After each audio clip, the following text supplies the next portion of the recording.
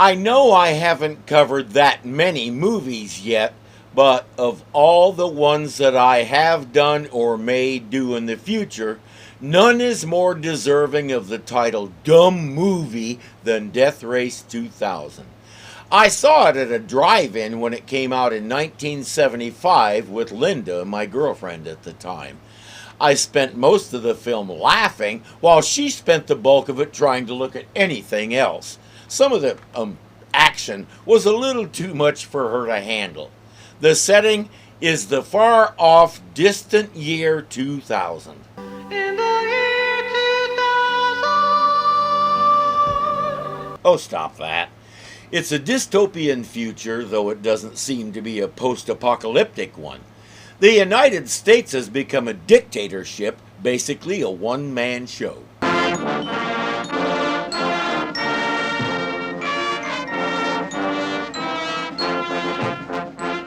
I find it curious that they still use the same song.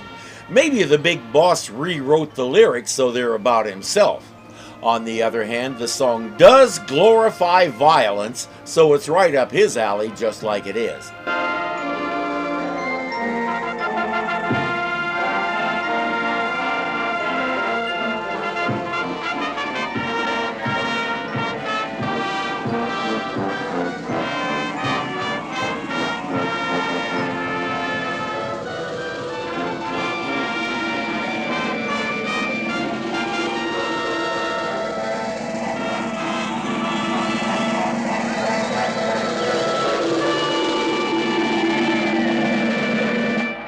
That's our man, Mr. President.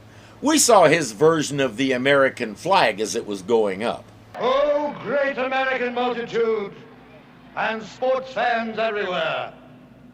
Today we inaugurate the 20th annual Transcontinental Road Race. Today, the 5 bravest young men and women in this bravest of nations will risk their lives in the greatest sporting event since the days of Spartacus. 3 days hence, a new American champion will be crowned for all the world to behold, in awe, in respect, in fear. Fear of what? How does fast driving make the world fear you? Let's get a little more information about the race. All right. This is Junior Bruce, your buddy and mine. And I'll be giving you the blow-by-blow, play-by-play when the kings and queens of the open road roar onto the track. Do I hear the sound of engines? It's Calamity Jane Kelly, queen of the road, at the wheel of that mean old ornery stud bull. Junior is played by the most popular DJ in the nation at the time, the real Don Steele. Why not? I doubt we could find someone who sounds more authentic. Those horns on her car are rather intimidating, but they're not all. Zany Janie, winner of this year's trials at Watkins Glen, placed second in 1998 and led in last year's second lap until she went out with gear trouble. Her fans and lovers everywhere wish Janie better luck this year. My fans can wish me all the luck they want. If my luck with my lovers gets any better, I'll miss the race completely. That's right, she's horny on many levels. This is Grace Pander on the spot, as usual, to welcome the greatest racer of all time and a very dear friend of mine. Patrons know Joyce Jameson from Hogan's Heroes, where we've seen her a couple of times. And as you might guess, we'll discover that Grace has more dear friends than anybody can count. Yes, in just a moment, he will be coming through the doors.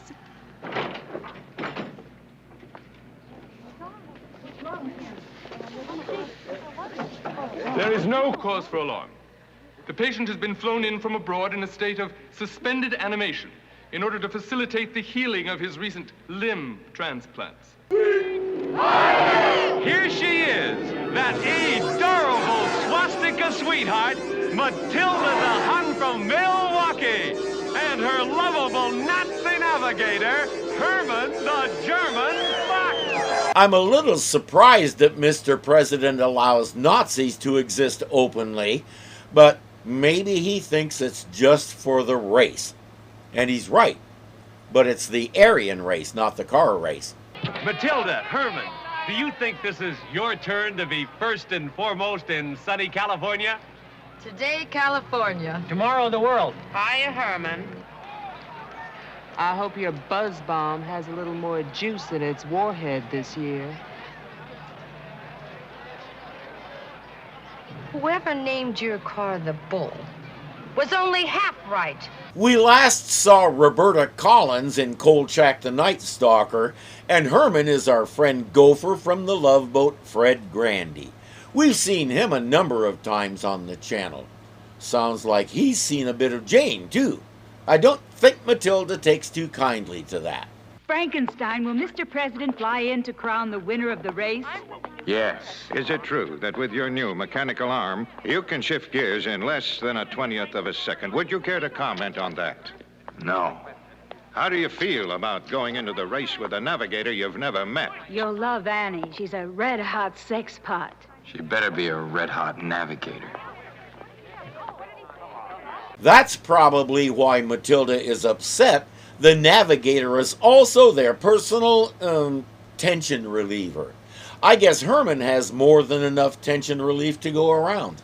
At the wheel, Ray Nero the Hero Lonigan. Never has finished the Transcontinental, but 3 big wins in the provinces this season, plus a brand new beast, means Nero's not fiddling around. Sit still, Cleopatra, and stop blocking me. Hey, it's Jesse. I thought he went home. He certainly had a hard time on planet Earth. We got to see Leslie McRae, Cleopatra, in her very first 2 roles. She had an uncredited part in the Batman movie, and her next job was in Mr. Terrific. We saw both. Today, part of her job is to feed Nero's ego. My fans want to see me. They've never seen a has-been before? She's not very good at it.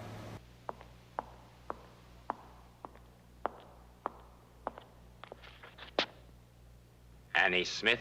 Mr. Frankenstein. I've checked out the car and everything seems perfect.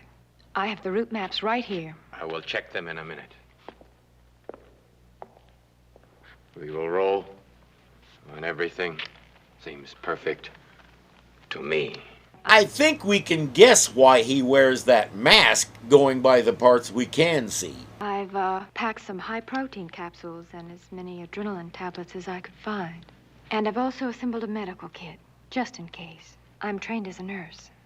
I don't need a nurse. I need a navigator. Mr. Frankenstein, you're very good at what you do, and I'm very good at what I do. We'll see.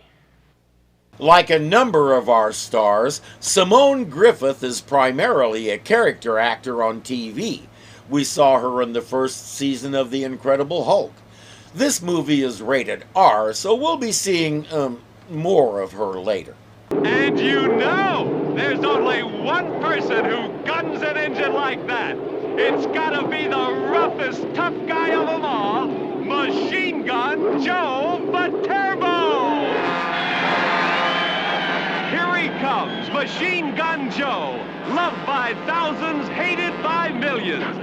Only living previous winner except for Frankenstein. Highest lifetime score after Frankenstein. So he's like those Avis car rental commercials at the time. He's number 2. He tries harder. And he's certainly getting the welcome he deserves. Joe doesn't look too happy, but you just can't keep those Frankenstein fans down. Lousy. Frankenstein? Give it to them, Joe. What, Frankenstein? I'll give you Frankenstein! He also has a temper like Donald Duck. Here he comes! Here he comes! Frankenstein! Frankenstein the legend! Frankenstein the indestructible! Sole survivor of the Titanic pileup of '95. Only 2-time winner of the Transcontinental Road Race. Frankenstein! Ripped up, wiped out, battered, shattered, creamed and reamed. A dancer on the brink of death. I'm not sure anybody but a professional disc jockey could have made that sound believable.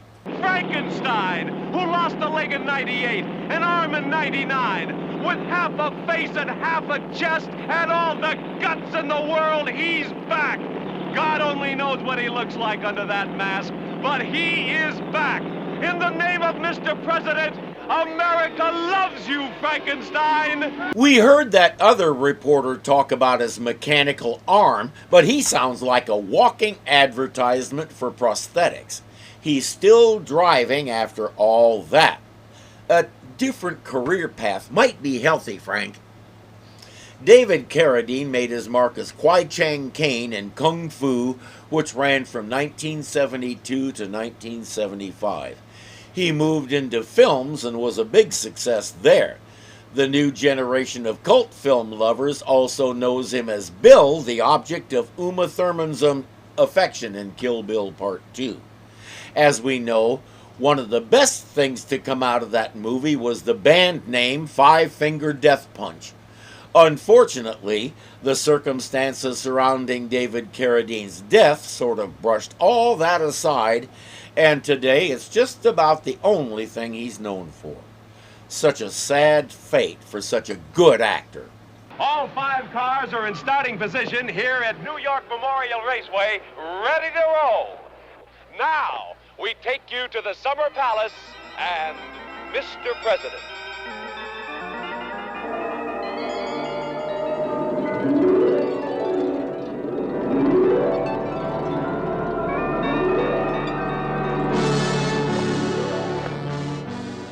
My children, whom I love so dearly. And if that image isn't supposed to make you identify him with God, it's an excellent imitation thereof. It has been my duty in the long and difficult years since the world crash of '79 to serve you as best I could. There's a lot of information packed in there. A major economic crash happened, and he seized power by promising to pull the country out of it. Sieg Heil, dude.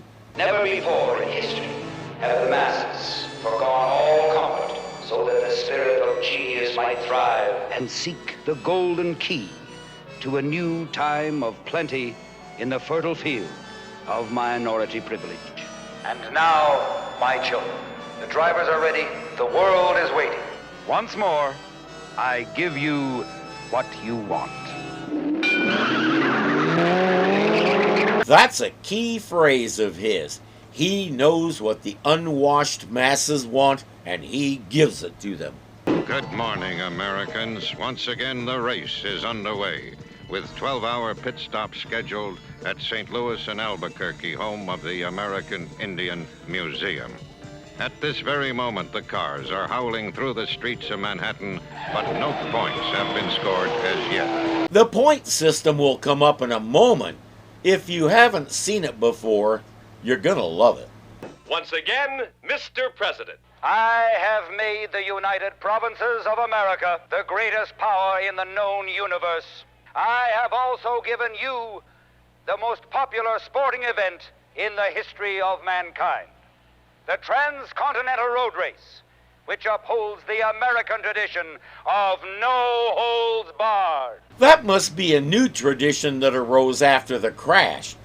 You know the worst part? The whole heartless, might makes right, no holds barred shtick sounds familiar. No holds barred. That's how he got to be president. Hypocrite pig, what about our ultimatum? He's been laughing us off for 15 years. Passive resistance means nothing to him. Pick up that flag, young man. It's time for action. It is not a time for violence. Mrs. Payne, I love Annie as much as you do. But she's no match for Frankenstein. And we can't risk letting him get away. Frankenstein is the biggest target in the world and a personal friend of Mr. President's. That, Lieutenant Fury, is exactly why they'll call off the race. To save his life. Meet the resistance. The ultimatum our man mentioned says call off the race or they'll kill all the racers, including Frankenstein. Mrs. Payne believes the threat of violence will be enough. Dynamite Man disagrees. As he said, they've had months to respond. If they haven't by now, they're not going to. So they've planted Annie, who happens to be Mrs. Payne's granddaughter, in hopes that she can do what needs to be done. If they do call off the race, that'll amount to going home. If they don't... Don't you ever take off that mask? No. Don't you know about my face? I've heard stories. Nobody's ever seen it, have they? Except my other navigators. And they're all dead. So they are. That doesn't make the job sound all that appealing. Junior said Frankenstein was the sole survivor of a big pileup. That means his navigator wasn't. A moment of silence for the unnamed navigators who gave their lives so he could get smashed to a pulp. They say you lost most of your jaw at the crack of 92. And my right eye in 95. And my nose and my left eye in 97. And most of my cranium in 98. I'm held together with patches of plastic and steel plates. It's not a pretty sight. You want to see? Why not? I've seen everything else. Remember, you're doing this on your own. I take no responsibility.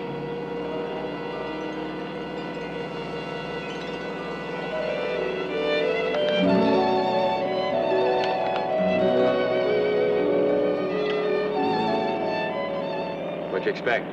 Another pretty face? YouTube might nail me for the length of that clip, but I can't bring myself to break it up even for our robot overlords. That was the first indication of what this movie really is. Up to this point, it's been a serious look at a miserable post-capitalist world ruled by a self-proclaimed genius. Then they slap us across the face with that, and suddenly we realize we're actually watching a farce. Prepare to laugh a lot more. This is one of the goofiest movies you will ever see, and the writing is close to genius.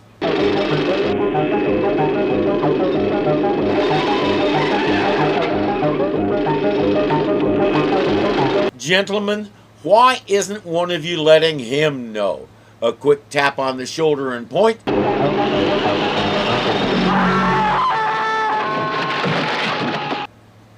Never mind.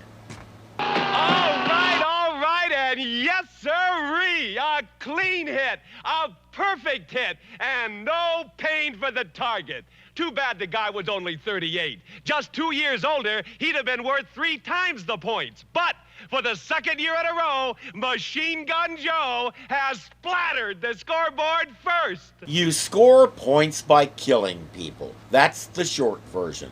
I'll let our announcer fill in the details. Women are still worth 10 points more than men in all age brackets, but teenagers now rack up 40 points, and toddlers under 12 now rate a big 70 points. The big score, anyone, any sex, over 75 years old, has been upped to 100 points. Oh good, I'm only 72. Hardly worth bothering with.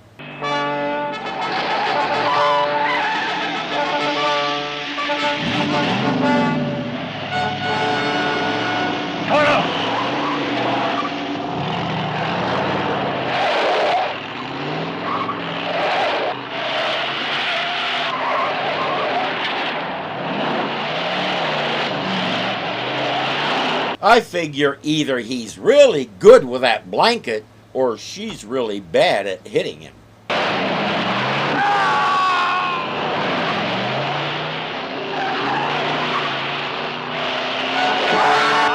beautiful kill, a neat kill. No calamities for Jane today, no sir. And you can bet she'll be getting both ears for that one.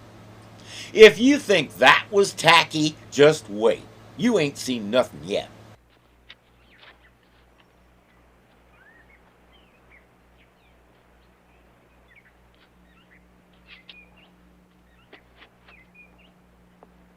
What is that? Euthanasia Day at the Geriatrics Hospital. We do it every year. And the folks might as well go out doing something useful, like being points for their favorite racer. Here he comes! He's coming!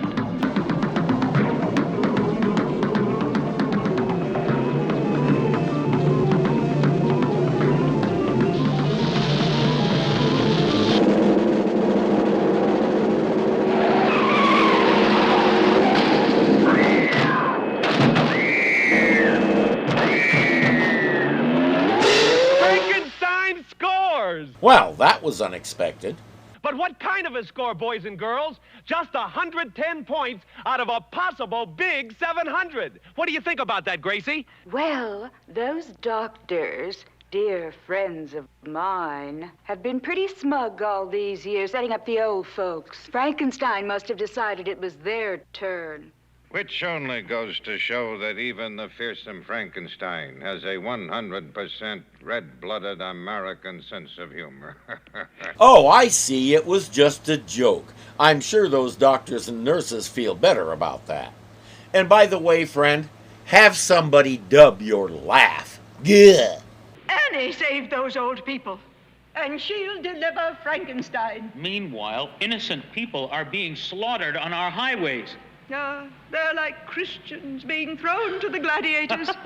I'm gonna say close enough for who it's for. But just remember, the Christians won. Did they, Mrs. Payne? I take it from your attire that your sabotage operations are being carried out despite my wishes.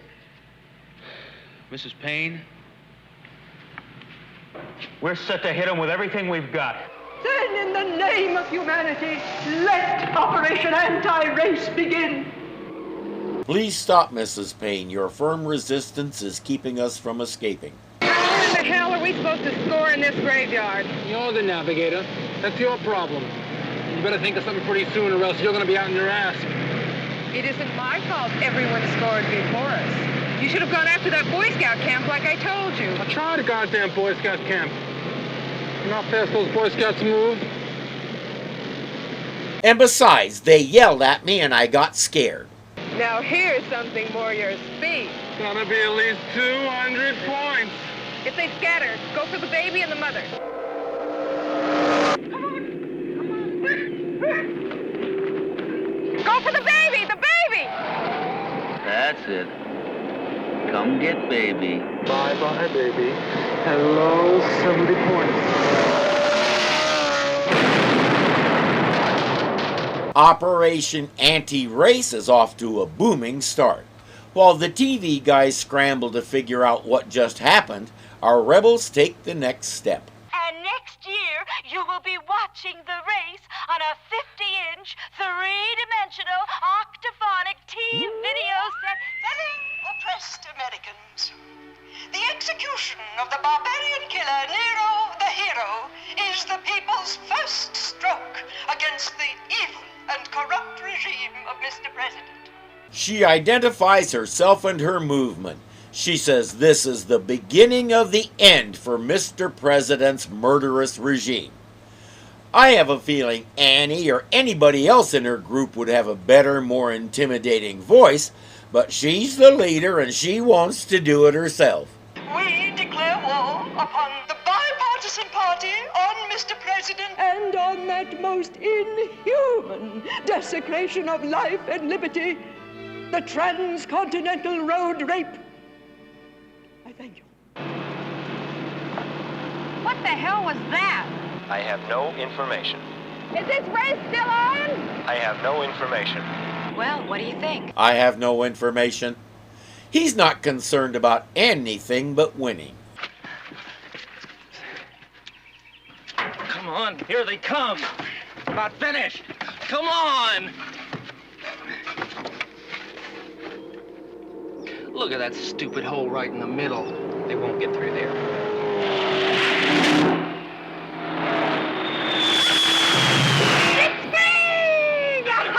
I've never figured out if they were supposed to be doing something related to the resistance or if they were just goofy. Things are quiet at the first pit stop in St. Louis. If you go out in a crash and a fireball, those are the hazards of the game. Getting blown up by sabotage isn't supposed to be one of those hazards. They're all quietly wondering who could be next and hoping it's the other car. While they're getting massages, the press gets to watch. One thing before we begin. The government would like it if nobody said anything about Nero. Understand? He hit a tree and that's it. Got it? We don't want to depress anybody, but... Hey. Everybody knows he was blown up by the resistance, you schmuck. It was on television. If you want to drive again next year, Mr. Viturbo, you'll keep those opinions to yourself. Suppression of the truth? The government is the source of the fake news? Somebody foresaw. Then again, dictatorships and wannabe dictatorships all follow pretty much the same plan. Get power, screw it up, get deposed. You'd think we might get tired of it by now, but apparently not. Frankenstein, a dear friend of mine. Frankenstein, tell me how it feels when at that electric instant, driving at 200 miles an hour, life and death coexist at the moment of scoring. You stand in the middle of Route 66 tomorrow morning at 8 o'clock, and you can answer that question for yourself. She may or may not grasp what her dear friend just said. Honestly, I can see her doing it. But speaking of the race,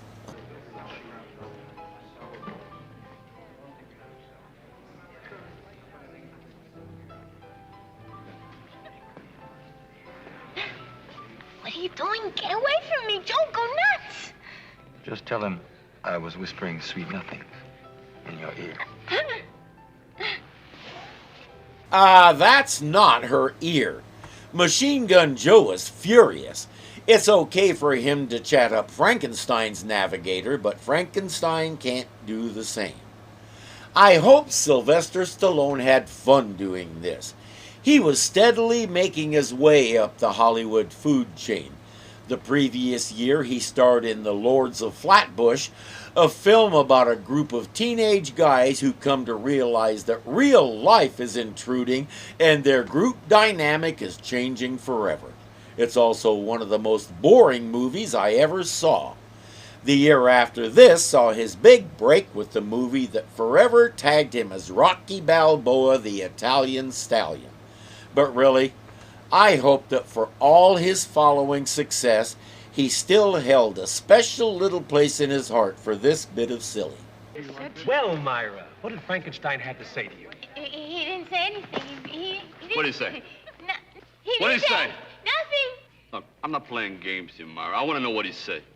He said there was nothing sweet in my ear. In my ear. The fact that he got away with that and nobody except Annie batted an eye tells us what this society thinks of women. I can respect Louisa Moritz for even taking the role of Myra, but she enjoyed playing the ditzy blonde. She was nothing of the kind. In real life, she had 2 PhDs in nuclear chemistry. Okay, I made that last part up, but she was a working lawyer for several years and was apparently good enough to win multiple awards. In acting, she made the blonde airhead her forte. As she put it, there are a lot of people out there trying to get anything, and if you're getting dumb blonde roles, hey, it's okay.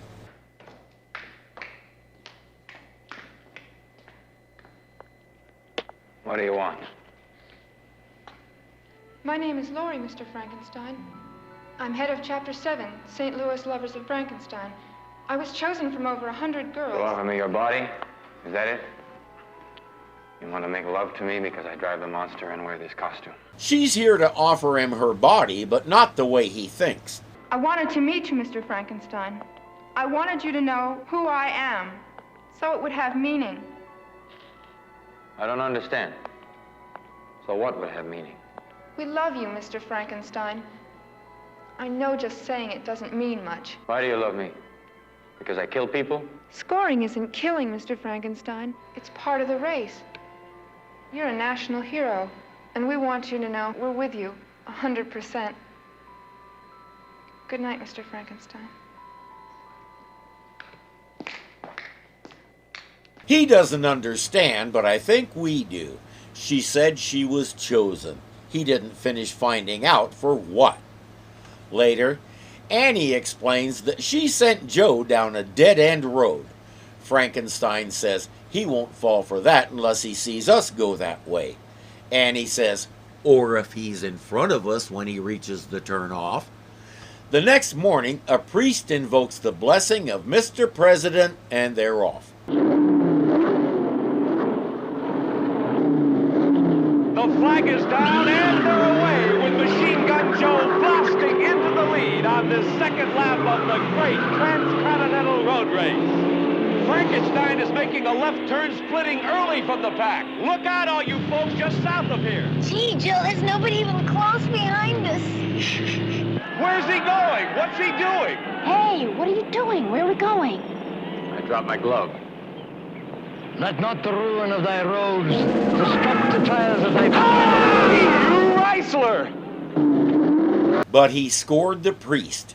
I know he hates the killing part, but that was an act of mercy toward everyone else. Further up the road, Joe takes Annie's shortcut with Matilda right behind him.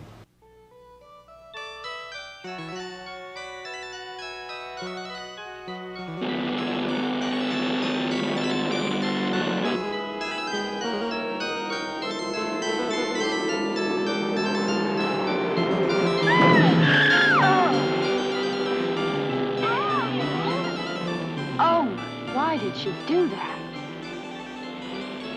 Show me she loves me. And why didn't you show her a little love in return and go around her? I think this next clip is probably my favorite. I'll explain why after we view it. Here they come, let's get back!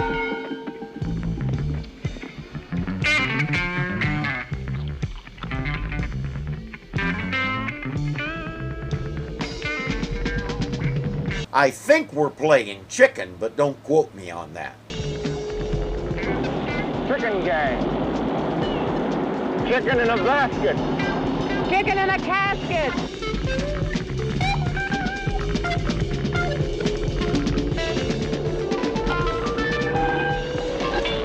Oh, damn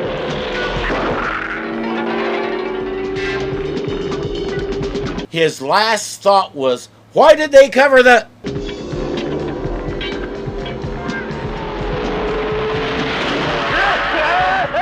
Remember Linda at the drive-in? The instant before that last hit, she practically suffocated herself in my shoulder. When she emerged, I couldn't help myself. All I can plead is, I wasn't medicated at the time. I said, well, 2 heads are better than 1. I have an almost unlimited skull possibility, but it's pretty far down the road. District Penitence Compound. All those old congressmen chained up, it'd be like sitting ducks. Yeah, and all I gotta do is drive through a cyclone fence. Look, the farther west we go, the fewer targets there'll be. Hey, come on. Joe's already on his way to a dead end, and the other 2... Okay. Take the next right. I gotta say, the image of a bunch of old congressmen chained up in one place is an appealing thought, but not so somebody can mow them down, so they can contemplate the folly of a misspent youth. Now, as soon as the car gets within range, I shall give the signal. We'll have just under a minute after they reach the turnoff. Lieutenant Fury figures... Lieutenant Fury has nothing whatever to do with this. I want none of his surprises here. I could stand for a surprise, like if Frankenstein didn't show up. Don't worry, he'll show. Frankenstein, stop the car! Hold on. What the hell? Keep going! Don't stop now. What are you doing? What are they doing? Sorry, brother. But I don't think they were waiting for that. He was supposed to stop for the fire. Next time, send him a copy of the rules ahead of time so he knows what the game is. That's the best ambush the Resistance can come up with. We got nothing to worry about. I guess not. One thing I can't figure out is why would they bother to dress that guy up to look like me? Maybe he was a fan. Or maybe he was an air conditioner. Or maybe he was supposed to take Frankenstein's place while they kidnap the real Frankenstein and use him as a hostage to put an end to the race for good. Nah, he's an air conditioner.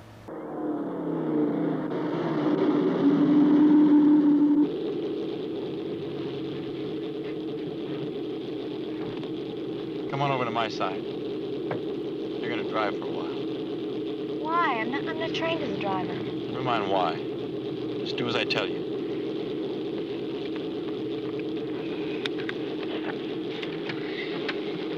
He's trying to figure out who set them up and how they knew which way he was taking.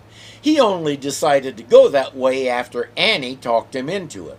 Such a big mystery.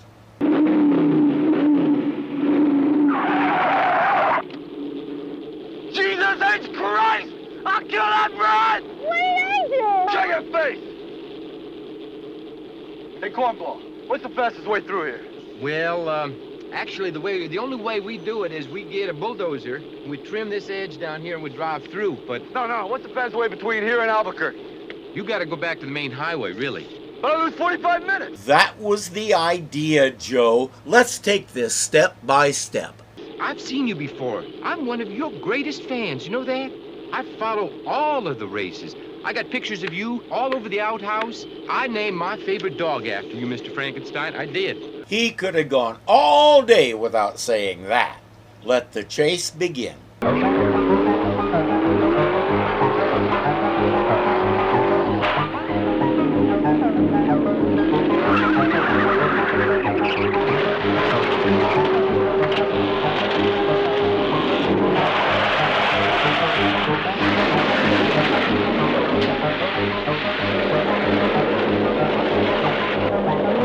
I think I'd be inclined to drop the fish so I can run faster. Better idea? Throw the stringer over his shoulder and hope the fish smack Joe in the face. I'm not gonna comment on that. I'd rather not even think about it. What's happening with Calamity Jane? Come on, Pete, honey. You gonna take all day with that? I want to get on the road, make a few more scores. My bloodlust is fading. I'm almost finished, Calamity, sweetheart. We'll be back on the road in no time. Then we'll cream that Nazi's ass for her. What you say? Blitzkrieg! You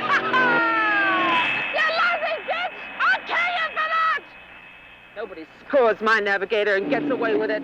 If your navigator had gone under the other side of the car, away from the road, that might not have happened. Now Jane is really out for blood. Has a driver ever scored another driver before? She's gaining on us, Mama, and she's got murder on her mind. Meine kleine Buzzball. Should I talk a little about buzz bombs? They were Hitler's first so-called super weapons, high-tech stuff that was supposed to win the war. Hitler was always looking for some big deal piece of technology that would be the knockout blow for Great Britain. The V-1 flying bomb had several nicknames. The engine looked exactly like the one on her car, incidentally, and it made a noise nobody could mistake. Londoners came to know that distinctive noise, and they came to fear it when it stopped, because that meant it was going to fall and explode. You never knew where. Americans tended to call it a buzz bomb because of the sound its pulsating jet engine made. Most British folks called it a doodlebug. Everybody called it trouble. Matilda could have named it after the V-2 instead, the world's first true ballistic missile. But using the buzz bomb both looks and sounds sillier. By the way, Matilda, deine kleine Buzzbomb is losing the race.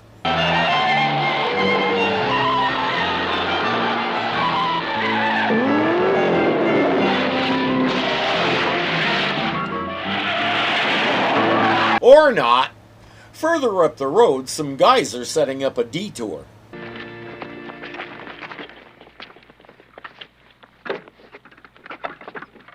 That's good.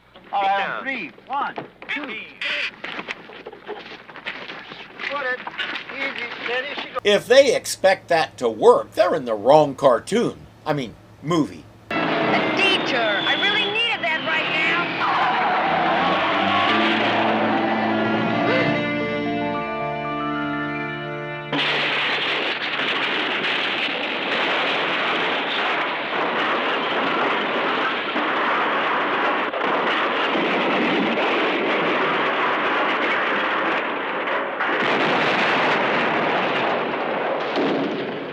I stand corrected. Tonight the part of Wile E. Coyote will be played by Matilda the Hun. There's been an accident, an explosion. It looks like Matilda has been blown totally... Correction! Matilda has made an impressive score. Stand by. A score is a score, so she gets credit for both Herman and herself. I'm sure she's excited about that. In Frankenstein's car, Annie is still driving, and she's not sure why.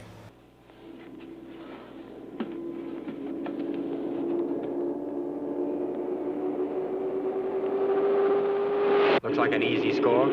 Yeah, it does. It's always best to start small.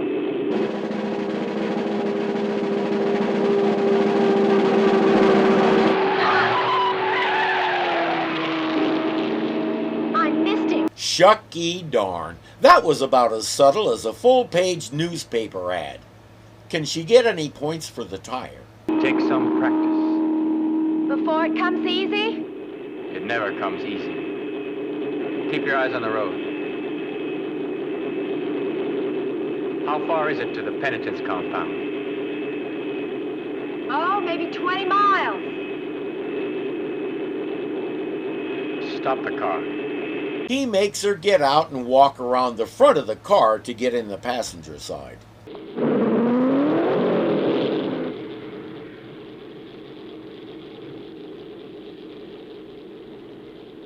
Where is the penitence compound? It's in Japan.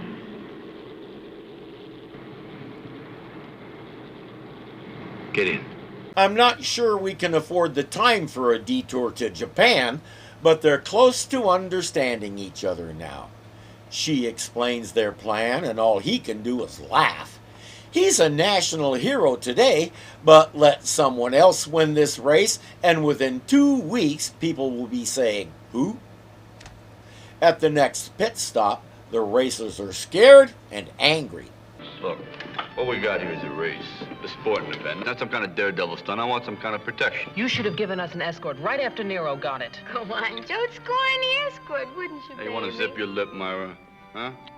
Now, you gonna cover me or not? Look, Mr. Viturbo, if you're afraid to go on with the race, why don't you quit? I haven't caught his name yet, but if he keeps talking like that, he could find his nose smushed into where whatever his name is, he can't pronounce it. You're calling me a turkey? If you ask me, you're all just making excuses for poor driving. Poor driving? Listen, honey, Matilda the Hun was a champion driver. Ain't nobody could have scored my navigator and gotten away with it. And he's talking about poor driving. I'd like to see you out there. Yeah. I've been driving for 10 years. Nobody talks to me like this. You know you're an idiot. You know that? It's all on account of the rebels. Who mentioned anything about rebels? There are no rebels. Understand? You can hear Annie saying, "It's good to know that. I certainly feel safer." Meanwhile, a pair of official-looking guys with badges want to talk to Frankenstein alone. Were they armed, or did they expect the fire in the ditch to be enough to stop you? I don't know what they expected. We just ran through it all and kept on going. Just one more question, Mr. Frankenstein. Did you take that particular road on your own initiative, or on the advice of your navigator? On my own initiative. He's Frankenstein. He doesn't need somebody else to tell him the way to go. And besides, your man inside already said there are no rebels, so these guys might have just been autograph seekers. May I go finish eating now? Mr. President is on television explaining the whole mess. There has been a lot of talk about American rebels. We have positive proof that it was none other than the treacherous French who have been sabotaging our great race, just as they and their stinking European allies have undermined and destroyed our great national economy. Okay, this is getting spooky. Everything is somebody else's fault. Today the French, tomorrow the Penguins. It is no coincidence, my dear children, that the word sabotage was invented by the French. Where's Annie? I don't know. Time Hey, did you hear the news? Mr. President said it was the French who knocked off Nero and Matilda. gallant heroes, Watch out for the creep, Suzette. Calamity Jane Kelly, Machine Gun Joe Viturbo, and Frankenstein as they begin the last lap. She's going to be pondering that for the next 2 days or so. Drop your keys. I was just looking for something I lost. The race? Look, Joe, I threw you off course, okay? All's fair in love and war.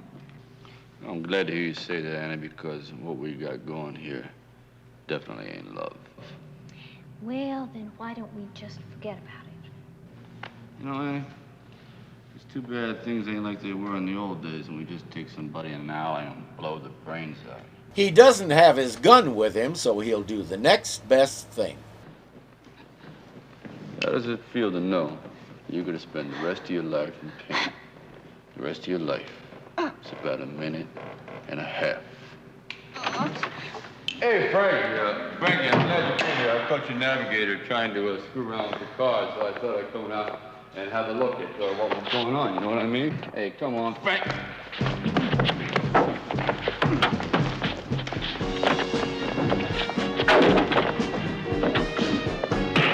As the music tells us, it's time for the face punch tango.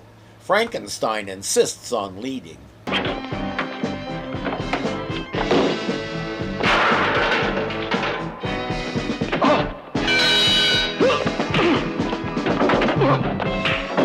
I think I discovered this principle way back when I was covering the 1966 Batman.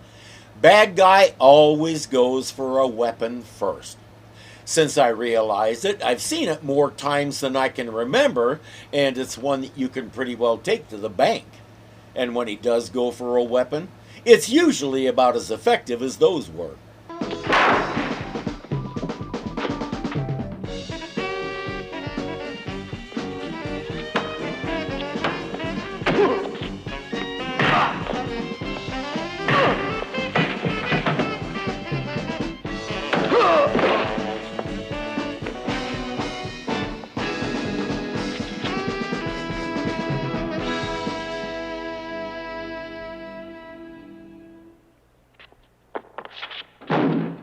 It was nice that he took a moment to show Joe what Annie was feeling like. It was effective. Joe changed his ways, gave up racing, and became an insurance salesman. What were you doing down there? Getting more secret instructions from the lunatic fringe? Whoa!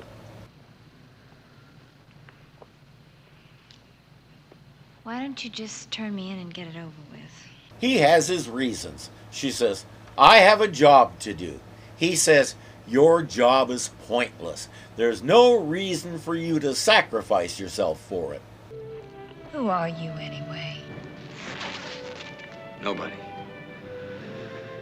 I was brought up in a government training center to be just what I am, Frankenstein, the best driver on Earth this year. They use one up, they bring in another. Oh, kind of like Hollywood with child stars. He says, I'll be the last one. She can't help but scoff. Since she's waving those whatchamadingies in his face, he decides they're done talking. The cars are started, lined up, and ready to roll on the last lap. They're off! Frankenstein, holy Chrysler! Joe has just scored his own pit crew. You lousy! Machine Gun Joe Viturbo, that funny man from Chicago, has scored his own mechanics for 40 points and is off to catch Calamity Jane and Frankenstein. They were wondering who beat the tar out of him, and he overheard them. They won't do that again. Further up the road, the rebels have planted a landmine in the road.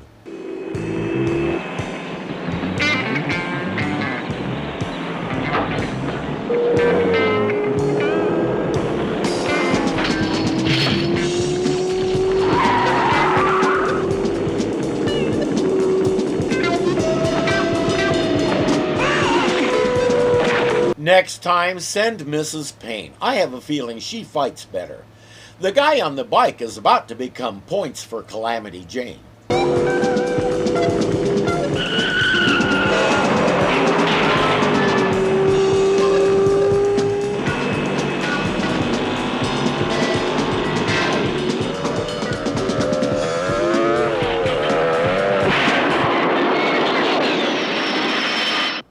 I assume both of those count, so that's 40 points. And no kaboom.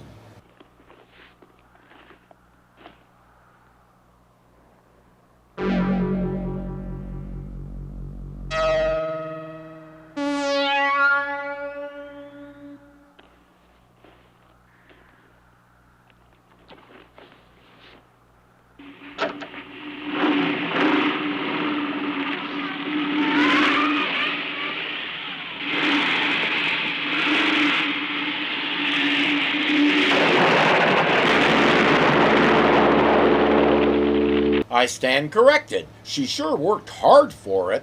I guess it's that old principle, keep doing it until you get it right. Break out the thermos of high pro drink. Coming right up.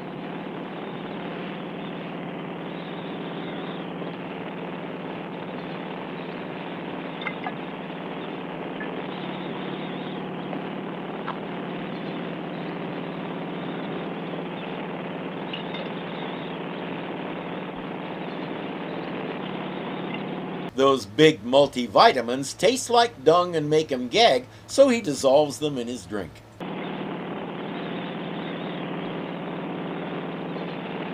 Here. I didn't mean to hog it all. Thanks. What flavor is it? Vanilla. Not my favorite. That pill will put her to sleep for a while. We're not sure why yet. Let's see what the rebels are up to. What's Frankenstein's location now?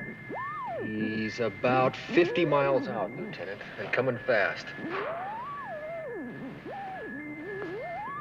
Goodbye, Mrs. Payne. When you see me again, Frankenstein will be my prisoner, and the whole country will know we must be taken seriously. Fury, wait. I'm coming with you. No, Mrs. Payne, it's too dangerous. Nonsense. I've waited 20 years for this moment. Oh, I know I can't join you on the mission, but I want to see you pull it off with my own eyes. Yes, that's much more effective than watching with someone else's eyes. You have to fill out permission forms and arrange times and schedules, and it's a lot more hassle than it's worth.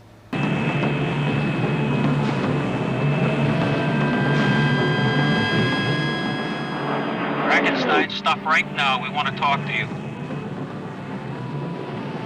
Stop before I force you to. He tells Annie to shut the engine off. Now we know why she's asleep. Frankenstein anticipated that. Annie's dead, Mrs. Payne. He must have killed her.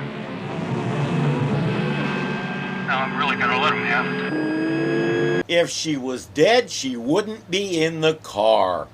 He starts unloading with guns and bombs. Others have mines in the road, and none of it is coming near Frankenstein. You get the impression he's a lot better at this than they are.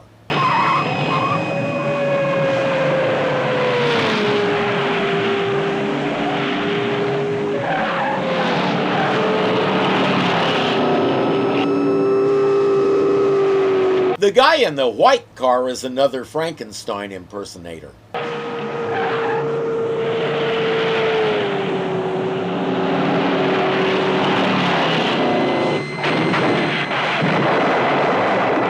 Or not. I'm starting to wonder about these rebels.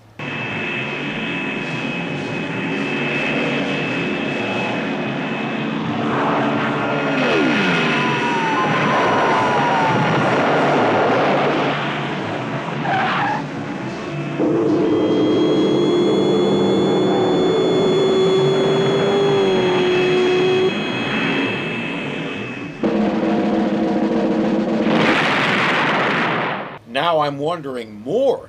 Mrs. Payne seems to be surrounded by well-meaning klutzes. Well, America, there you have it. Frankenstein has just been attacked by the French Air Force, and he's whipped their derrieres. His point total for this one will be something astronomical. Machine Gun Joe better watch out. One rogue plane is the French Air Force. Looks like their budget has also fallen on hard times.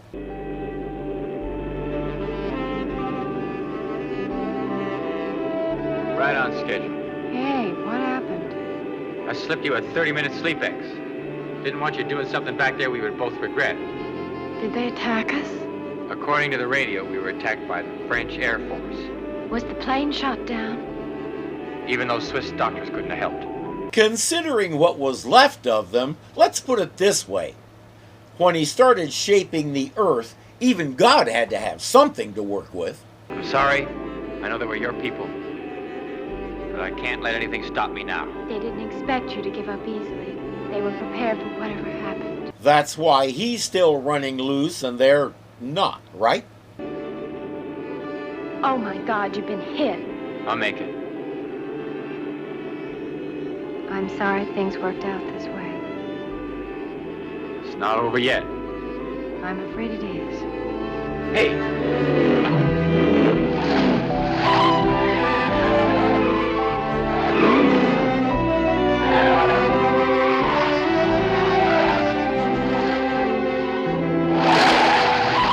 She's prepared to sacrifice herself to stop all this. And even that didn't work. What the hell do you think you're doing? It doesn't make any difference what happens to me now. Now that is the dumbest, sorriest thing I've ever heard you say. I don't believe you've got a drop of Thomasina Paine's blood in your whole body. The minute things get rough, you close your eyes and try to drive us off a cliff. She can't help it. She's not as imaginative as her grandmother is. If you would let that plane kill you, we wouldn't have this dilemma. If you just stop trying to kill me for a minute, I need your help. How can you possibly expect me to help you? You're my navigator. You're the only one who knows where you're going. I mean, whose side are you on anyway? I thought the only thing you cared about was winning the race. Sure. Only the winner of the race is to shake hands with Mr. President. She's not the only one who's prepared to sacrifice themselves. He shakes the president's hand and it triggers the bomb, eliminating both of them. Is that a grenade? A hand grenade. Yes, we had to do that. I mean, the joke is right there. What are you supposed to do, ignore it? He says that handshake is the only thing he lives for. That means the next thing he has to do is beat Joe Viturbo.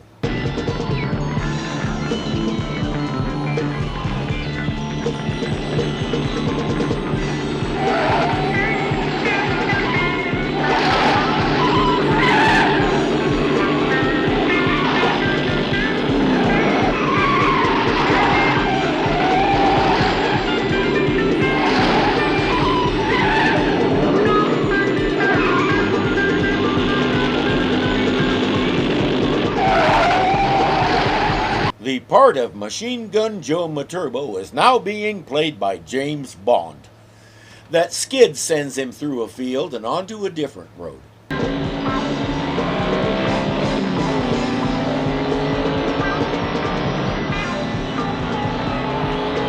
Or it could be the other side of this road. It's sometimes hard to tell. Let's watch Joe keep making a fundamental mistake.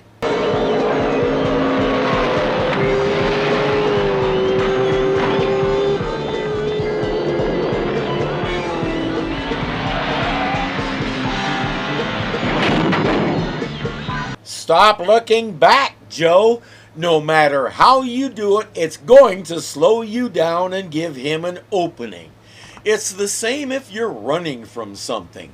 Don't try to look at it until you know you're someplace where it can't get you. Why people in horror movies have never figured that out is one of life's little mysteries. Give me your hand! Give me your hand!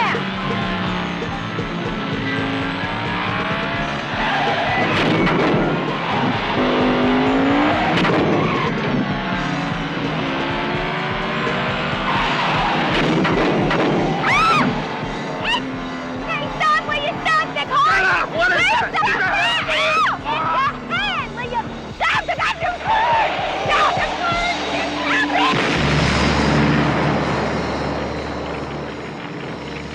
That gives new meaning to the name Joe Blow. Frankenstein is the only racer left, but he doesn't have another hand, so his plan just went to Joe and Myra. Our enemy, the French, have destroyed nearly all our gallant racers, just as they have crippled our once great economy and wrecked our telephone system. I've been waiting all movie for him to explain how they did that. But even they, in all their evil power, we're unable to destroy Frankenstein, who is the embodiment of our national virtue and therefore indestructible. It is fitting that Frankenstein should be the one chosen by your president to lead you in this war against the French, which I now decree. Once this is over, I want to visit her in jail and ask her why she didn't shoot Mr. President instead. Isn't he the real problem? And besides, she didn't even shoot Frankenstein.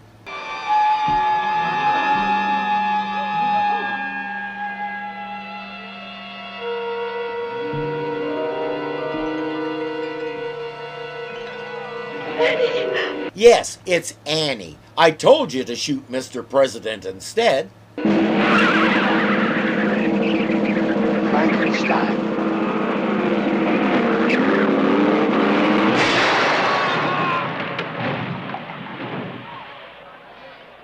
Never mind, Frankenstein will take care of it himself, and contrary to plan, he gets to survive it and everything.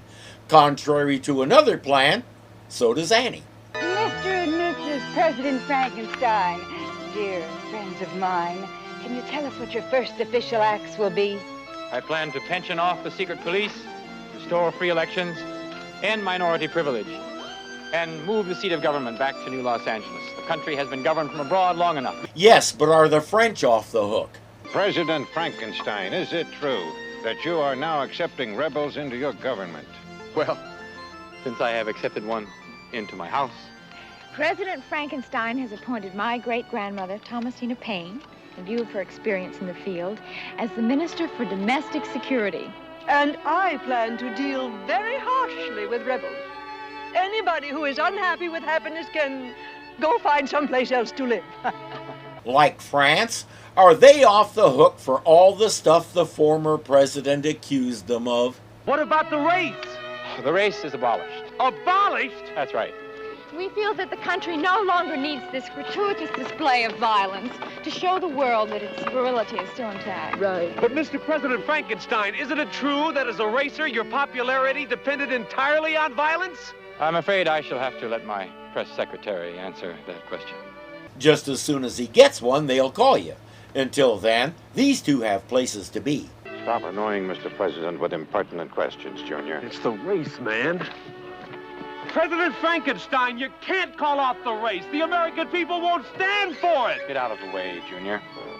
The race is the symbol of everything we hold dear, our American way of life.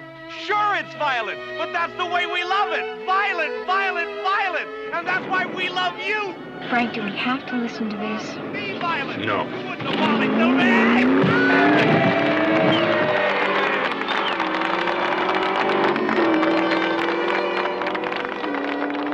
How do you score that one, Harold? The world no longer needs gratuitous violence, but sometimes it's not necessarily gratuitous. As to this matter of violence, the technique of violence was first developed in 2 million BC by the Australopithecines, a tribe of 4-foot primates who had no brains to speak of, but who nevertheless invented the tomahawk and used it on each other. This practice led to the enlargement of the brain, another useful weapon. Yes, murder was invented even before man began to think. Now, of course, man has become known as the thinking animal. That's one of those things that's open to question. A lot of stories of this type were appearing around 1975 and its environs. Let's remember what was happening. Not only was the whole Watergate thing destroying everyone's faith in their government, we were in the process of losing the war in Vietnam. National pride was as low as I've ever seen it, and we had just had a president who declared himself above the law. He resigned the previous year, but the whole country still felt the effects. The economy was still in a deep recession, bad enough that the experts had to come up with a new word for what was happening: stagflation. That meant prices were going through the roof, but the economy wasn't going anywhere. Gerald Ford was still dealing with the whole Nixon mess and only marginally dealt with the economy. His basic idea: don't spend so much, everybody. Most people were living paycheck to paycheck, so that went over like you'd expect. Into that scenario come redemption stories like this one. It was a fun romp, a farce with a powerful undercurrent of warning. I just have one major complaint. We never did find out if he forgave the French.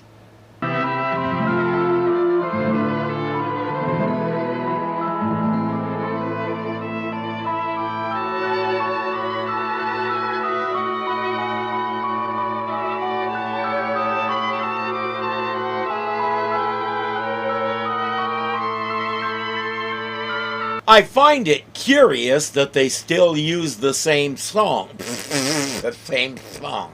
Suddenly we realize. Yeah, well. Try it again, Tweety Bird. You score points by killing people. That's the short version. I'll let our announcer.